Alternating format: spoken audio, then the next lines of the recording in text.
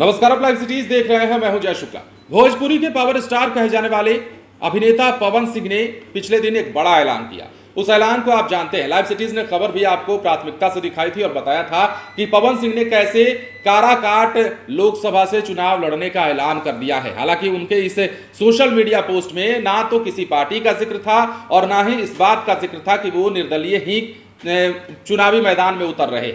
लेकिन पवन सिंह ने उसके बाद कई सारे संकेत दिए। उनके समर्थक जो हैं, उनके साथ रहने वाले, चाहे उनके करीबी आदमी हो, तमाम लोगों से जब जानकारी ली गई तो ये पता चलता है कि पवन सिंह जो हैं वो चुनावी मैदान में जरूर उतरेंगे। और उनका जो सोशल मीडिया पोस्ट है, मां को साक्षी मानते हुए उन्होंने जो कहा है कि वो चुनाव लड़ेंगे, वो लड़ने जा रहे हैं। अब सवाल ये उठता है कि पवन सिंह किस पार्टी से चुनाव लड़ेंगे, या अगर किसी पार्टी से नहीं तो क्या निर्दलीय चुनाव लड़ेंगे। देखिए, इस पर संशय अभी बरकरार है। लालू यादव की पार्टी राजद का नाम भी कई लोग ले रहे हैं, लेकिन फिलहाल इस पर कोई मुहर नहीं लगी है। लेकिन अब पवन सिंह ने बीजेपी को कह दिया है, पवन सिंह ने बीजेपी को एक मैसेज दे दिया है और कह दिया है कि भाई आपसे हमारा मोह भंग हो गया है।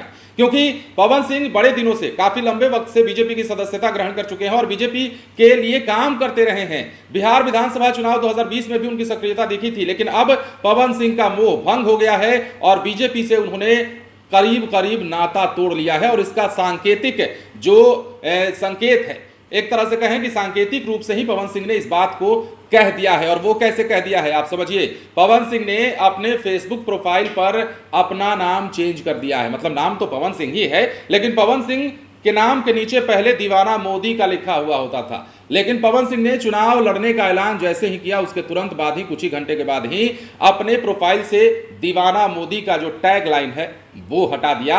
और इसके साथ ही बीजेपी को बड़ा संकेत दे दिया है कि अब भाई आपसे हमारा मोह भंग हो चुका है और अब हमें आपसे कोई उम्मीद नहीं रही। अब देखिए, आसनसोल से पिछले दिनों पवन सिंह को टिकट जरूर थमाया गया, लेकिन वहां से उन्होंने चुनाव लड़ने से इनकार कर दिया। इसके बाद पवन सिंह कुछ दिनों तक लगातार शांत बैठे रहे, कोई गहमा गहमी नहीं, कोई शोरगुल नहीं। उन्हें अब भी इस बात का शायद इंतजार था, उस बात की उम्मीद थी कि बीजेपी के आला कमान या बीजेपी के शीर्ष जो नेता हैं वो उनके नाम पर विचार करेंगे, उनकी असली सीट पर विचार करेंगे, उनके मनचाहे सीट को मद्देनजर रखते हुए पवन सिंह को लेकर कोई ऐलान करेंगे। लेकिन ऐसा हुआ नहीं। पवन सिंह ने अब जाकर काराकाट से चुनाव लड़ने का ऐलान कर दिया। एक तरफ जहां उपेंद्र कुशवाहा की मुश्किलें उन्होंने बढ़ा दी है, तो दूसरी तरफ इस बात को लेकर सवाल भी छोड़ रखा है कि क्या वो निर्दलीय चुनावी मैदान में उतरेंगे या फिर किसी पार्टी का दामन थामेंगे। हालांकि पॉलिटिकल पंडित ये भी कहते हैं कि पवन सिंह यदि समझदार होंगे या समझदारी से काम लेंगे तो निर्दलीय चुनाव में उतरने के बजाय वो किसी पार्टी के सिंबल पर चुनावी मैदान में उतरेंगे। उसके कई फायदे होते हैं और निर्दलीय चुनावी मैदान में उतरने के कई साइड इफेक्ट भी होते हैं।